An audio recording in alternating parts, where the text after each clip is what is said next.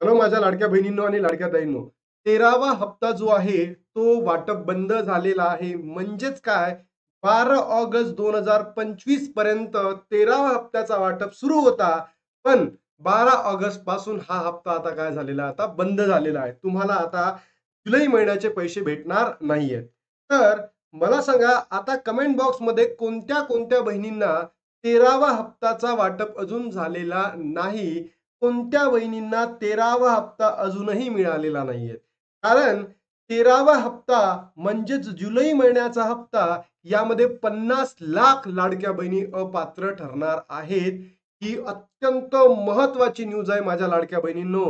निवडणूक होतो म्हणून सरकारने तुम्हा सगळ्यांना सगळ्यांना सरसकट सगळ्या बहिणींना काय दिलं, पात्र ठरवलं आणि 1500 रुपये दिले. निवडणूक संपली, 1 वर्ष झालं. आता रक्षाबंधनाचं गिफ्ट सर्व बहिणींना द्यायला पाहिजे होतं. पण बघा, 50 लाख लाडक्या बहिणींना काय केलं, त्यांनी अपात्र ठरवलं. हा सर्वात मोठा झटका आहे लाडक्या बहिणींसाठी. माझं सरकारला एकच म्हणणं आहे की माझ्या लाडक्या बहिणींना अपात्र ठरवू नका. ज्या लाडक्या बहिणींना खरंच पैशाची नितांत गरज आहे त्यांना ते पैसे द्या, आणि ज्या बहिणींना गरज नाही त्यांचा बंद करू शकता. पण या 50 लाखापैकी सुद्धा अनेक बहिणींना पैशाची गरज आहे, नितांत गरज आहे. तर मग आता काय झालंय, ही बहीण जी लाडकी बहीण योजना आहे, ज्याचा 12वा 13वा हप्ता किंवा 13वा हप्ता बंद झालेला आहे किंवा त्यांना तो मिळालेला नाहीये, यांनी पुढे काय करावे, यासाठी हे व्हिडिओ आहे. की ज्या महिलांना 12वा 13वा हप्ता मिळालेला नाहीये, जून आणि जुलैचा हप्ता मिळालेला नाही, त्यांनी काय करावं, यासाठी तुमच्या सर्व शंकांची निरासरण या सेशनच्या माध्यमातून, या व्हिडिओच्या माध्यमातून मी करणार आहे. तरी हा व्हिडिओ शेवटपर्यंत ऐका. आणि मला लाडक्या बहिणींनो कमेंटमध्ये सांगा, कोणत्या लाडक्या बहिणींना जुलैचा हप्ता मिळालेला नाही.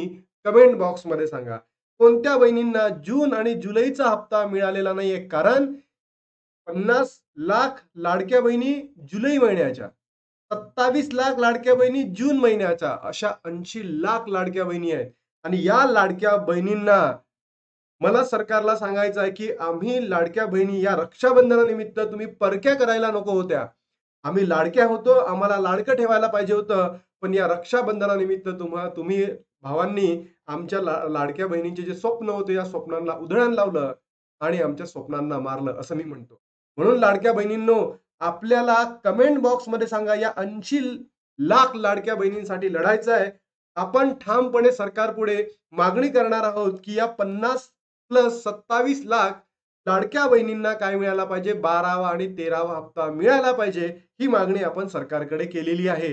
तर लाडक्या बहिणींनो, हा व्हिडिओ महाराष्ट्रातील तमाम लाडक्या बहिणींपर्यंत पोहोचवा, जेणेकरून या लाडक्या बहिणींचा लाभ काय होईल, पुन्हा सुरू होतील. तर मग बघा, छत्रपती संभाजीनगरमध्ये अंगणवाडी सेविकाकडून लाडकी बहीण अपात्रचे सर्वे सुरू. म्हणजे छत्रपती संभाजीनगर पासून अंगणवाडी सेविकांनी काय केलंय, लाडक्या बहिणींनो, सर्वे सुरू केलेला आहे. जे 80 लाख महिला अपात्र झालेल्या होत्या, त्यांच्या पडताळणीचं जे काही असेल, आता सुरू झालेलं आहे.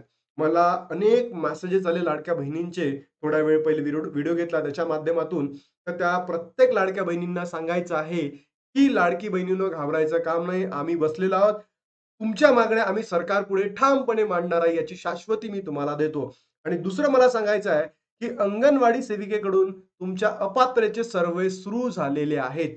समजा अपात्रमध्ये किंवा अंगणवाडी सेविकांकडे इन्फॉर्मेशन उपलब्ध नसली, तर तुम्ही पंचायत समितीमध्ये जा.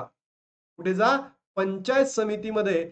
या पंचायत समितीमध्ये महिला व बाल विकास कल्याण अधिकारी असेल, महिला व बाल विकास कल्याण अधिकारी असेल, त्याला जाऊन भेटा. त्याच्याकडे लिस्ट आहे, त्या लिस्टमध्ये चेक करा तुमचं नाव आहे की नाही म्हणून, पात्र लिस्टमध्ये आणि अपात्र लिस्टमध्ये. ठीक आहे. त्यानंतर जर बघितलं, आता प्रश्न उठलेला आहे, लाडकी कोण आहे?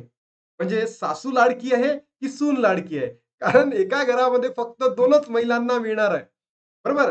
हे तर जाऊ द्या. भांडणं माहिती आहे कोणामध्ये होणार आहे लाडक्या बहिणींनो? आई आणि पोरीमध्ये सुद्धा भांडणं होईल. समजा 2 पोरी असेल तर मोठ्या पोरीला द्यायचं की लहान पोरीला द्यायचं? बरोबर? आईला द्यायचं की बहिणींना द्यायचं? सेम सासू सुनांमध्ये आता भांडणं होणार आहे. म्हणजे लाडक्या बहिणींनो, मला हे म्हणायचं आहे, तुम्ही भांडू नका. आपण सरकारकडे अशी मागणी करत आहोत की ज्यांना खरंच गरज आहे, मग ती सासू असो, मग ती सून असो, आई असो, मुलगी असो किंवा बहीण असो, ज्यांना गरज आहे त्यांनाच ते मिळायला पाहिजे, अशी मागणी आपण सरकारकडे करतोय. लाडकी बहिणीवरून योजनेवरून आता सासू सुनांमध्ये महाभारत, म्हणजे सासू सुना आता युद्ध घेऊन लढाई करायला जाणार आहे. म्हणून मला असं म्हणायचं आहे, लाडक्या बहिणींनो, तुम्ही या 1500 रुपयावरून सासू सुनांमध्ये वादविवाद निर्माण करू नका. कारण 1500 रुपये आज असेल, उद्या नसेल. पण सासू-सून किंवा आई आणि मुलगी यांचं रिलेशन हे अजरामर आहे. तर म्हणून त्या संबंधांमध्ये तडा देऊ नका. पण या लाडक्या भावांनी असं करायला नको होतं. कारण रक्षाबंधनाचा त्योहार सुरू होता आणि लाडक्या भावांनी लाडक्या बहिणींना अपात्र करायला नको होतं. तर मला तर असं म्हणायचं आहे, या वर्षीच्या रक्षाबंधनाला सरकारने म्हणजे काय लावलं आहे, एक ग्रहण लावलेलं आहे असं आपल्याला म्हणता येईल. अंगणवाडी सेविकांची संरक्षण ही पंचगिरी अपात्रत नाव कुणाचं कमी करायचं यावरून घराघरात तू मै मै होत आहे. आई मुलींमध्ये, मुली बहिणींमध्ये, सासू सुनांमध्ये. म्हणून कोणीच काही करू नका. कारण आपल्याला काय करायचं आहे, लढायचं आहे. आपल्याला काय करायचं आहे, लाडक्या बहिणींनो, लढायचं आहे. सरकारला मागणी करायची आहे, की प्रत्येक लाडक्या बहिणींना काय मिळाला पाहिजे, लाभ मिळाला पाहिजे. ज्या बहिणींना गरज आहे त्या प्रत्येक बहिणीला काय मिळाला पाहिजे, लाभ मिळाला पाहिजे, अशी मागणी सरकारकडे करतोय.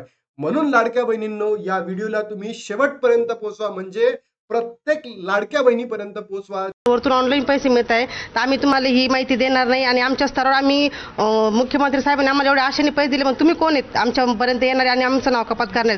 तर आम्हाला एवढं अक्षरशः सर एवढ्या अडचणी येत आहे की अक्षरशः सांगताय तुम्ही आमच्या दारापर्यंत यायचं नाही. भांडतात त्या अक्षरशः, त्या म्हणताय बाई राशन कार्ड आम्ही तुला कसं देणार, आम्हाला मुख्यमंत्र्यांनी पैसे दिले, तू कोण आहे आमचं नाव कपात करणार, आम्ही तुला देणार नाही, चालल्या जायचं, असं डायरेक्ट अक्षरशः असं बोलताय.